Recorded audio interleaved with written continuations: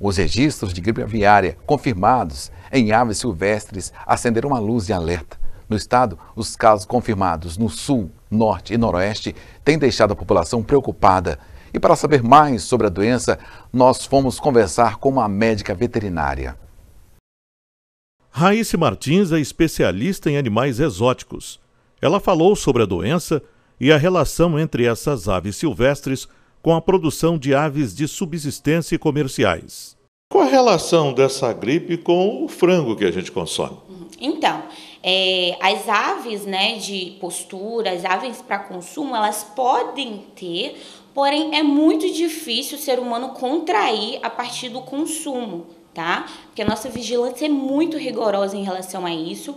Então, assim, quanto à preocupação de consumir o frango contaminado, a gente pode ficar despreocupado quanto a isso. Agora, quais os cuidados assim que o produtor ele deve ter com as aves domésticas? Então, as aves domésticas, quando a gente fala de aves, por exemplo, ornamentais, é importante dizer isso porque muita gente tem criação e a gente também tem essa questão, às vezes, de ter alguns campeonatos, de coleiro, de tudo mais, que inclusive está suspenso, por enquanto, e tem que ter cuidado nessa questão de ave oriunda silvestre de fora ter contato com essas aves de casa, deixar os animais em locais mais reservados.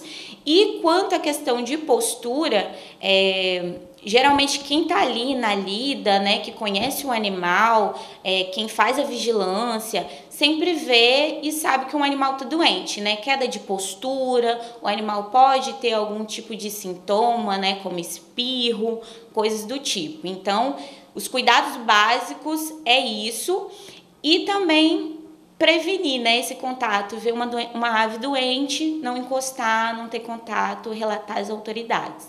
Um tipo de sintoma parecido que acomete principalmente as aves domésticas é uma doença chamada gogo, que, segundo a médica, não tem relação com a gripe aviária.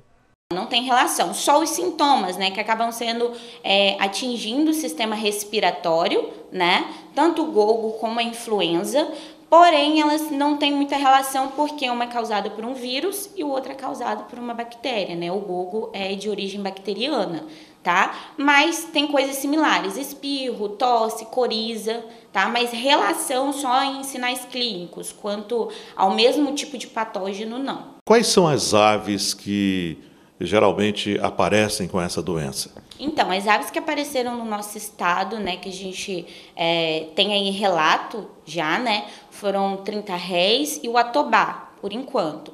Porém, são aves, que podem ser migratórias, são aves aí marítimas que podem ir para outros locais, mas até o momento só esse tipo de ave. Porém, qualquer ave de origem silvestre pode estar suscetível.